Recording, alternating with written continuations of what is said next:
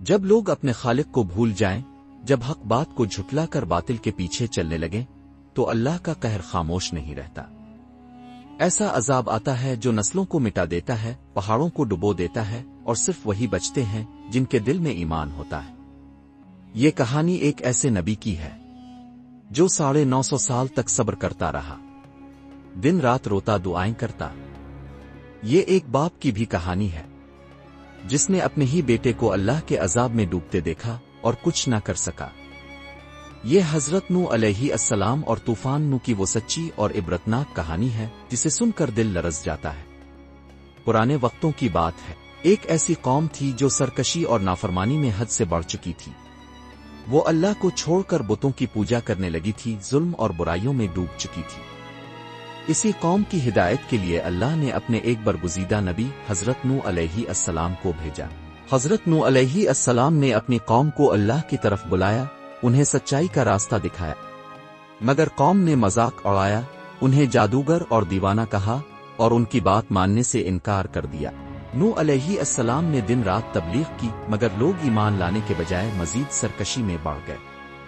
وہ کہتے، ہم اپنے آباء و اجداد کے دین کو نہیں چھوڑیں گے، تم جو کہہ رہے ہو ہم اس پر کبھی ایمان نہیں لائیں گے۔ سالہ سال گزر گئے، مگر ایمان لانے والے بہت کم تھے۔ حضرت نوح علیہ السلام کی آنکھوں کے سامنے ان کی قوم گمراہی میں تباہ ہو رہی تھی۔ وہ اللہ کے حضور گڑگڑانے لگے، اے میرے رب، میں نے اپنی قوم کو دن رات بلایا، مگر وہ ایمان نہیں لاتے، اب تو ہی فیصلہ فرما۔ تب اللہ نے حضرت نوح علیہ السلام کو حکم دیا، اے نوح، ایک عظیم کشتی بناؤ اور اپنے ساتھ ان لوگوں کو لے لو جو ایمان لا چکے ہیں، اور ہر جانور کا ایک جوڑا بھی ساتھ لے لو، کیونکہ وہ لوگ جو کفر پر قائم ہیں اب ہلاک ہونے والے ہیں۔ حضرت نوح علیہ السلام نے فوراً اللہ کے حکم پر عمل کرنا شروع کیا۔ وہ ایک بڑی کشتی بنانے لگے اور قوم ان پر ہنستی رہی۔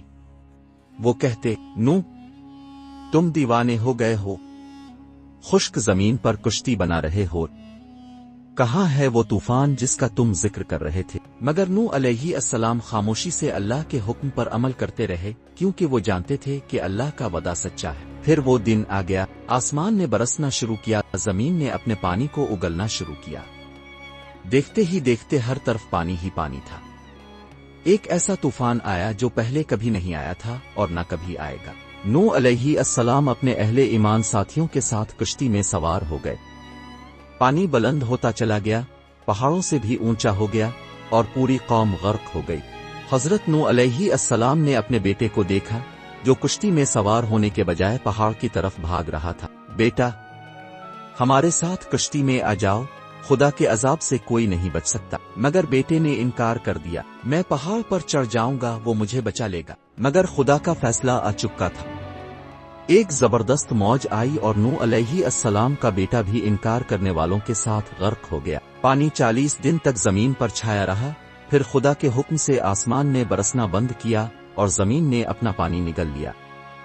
کشتی جودی پہاڑ پر جا ٹھہری اور ایمان لانے والے بچ گئے۔ تب حضرت نوح علیہ السلام نے خدا کا شکر ادا کیا اور ایک نئی زندگی کا آغاز ہوا۔ یہ وہی واقعہ ہے جسے طوفان نوح کے نام سے جانا جاتا ہے، جس نے نافرمانوں کو نیست و نابود کر دیا اور ایمان والوں کو نجات دی۔ اگر آپ کو ہماری ویڈیوز پسند آئیں تو انہیں لائک کریں، ہمارے چینل کو سبسکرائب کریں اور نیچے کمنٹس میں اپنی رائے سے ضرور آگاہ کریں۔ ہمیں بتائیں کہ آپ کو یہ ویڈیو کیسی لگی اور اپنی قیمتی تجاویز بھی کمنٹس میں شیئر کریں۔ آپ کی رائے ہمارے لیے بہت اہمیت رکھتی ہے۔